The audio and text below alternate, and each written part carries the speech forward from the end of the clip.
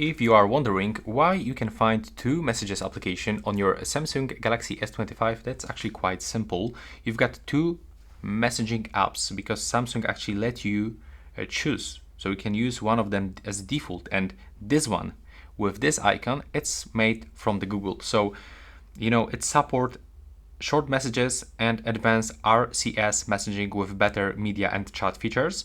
But for example, this one from Samsung, it's actually a little bit better for recovering data.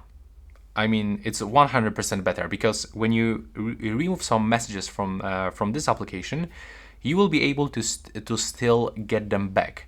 But when you are using, this one from Google, there's actually no way to restore deleted messages. So yeah, this is just quick information for you if you are wondering. I'm honestly using the Samsung application. In my opinion, it's a little bit better.